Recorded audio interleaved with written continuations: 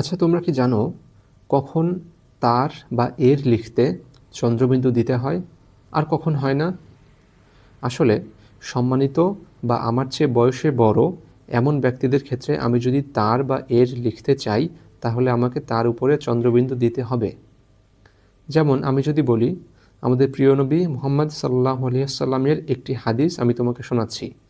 এই যে আমি এর বললাম, মুহাম্মদ সাল্লাল্লাহু আলাইহি ওয়াসাল্লাম এই এরটার উপরে চন্দ্রবিন্দু দিতে হবে, কারণ তিনি একজন সম্মানিত ব্যক্তি, আমাদের সবচেয়ে প্রিয় নবী।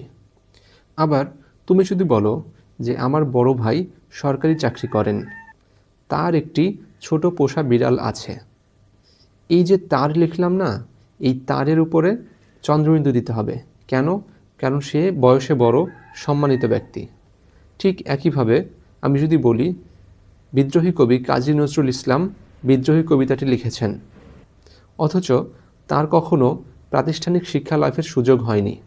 এই যে আমি বললাম না যে তার কখনো প্রাতিষ্ঠানিক শিক্ষা লাভের সুযোগ হয়নি, এই যে তারের উপরে চন্দ্রবিন্দু দিতে হবে। কারণ কি? কারণ তিনি বয়সে বড়, শুধু বয়সে বড়ই নন, তিনি একজন সম্মানিত ব্যক্তি এবং জাতীয় পর্যায়ের সম্মানিত ব্যক্তি। অবশ্যই অবশ্যই এই তারের উপরে চন্দ্রবিন্দু দিতে হবে।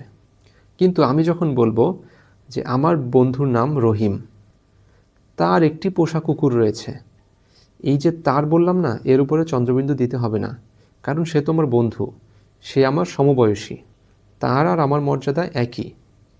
কিংবা যখন আমি আমার চেয়ে বয়সে ছোট কারো ব্যাপারে বলবো, তার বা এর ব্যবহার করব, সেক্ষেত্রে আমাকে চন্দ্রবিন্দু দিতে হবে না।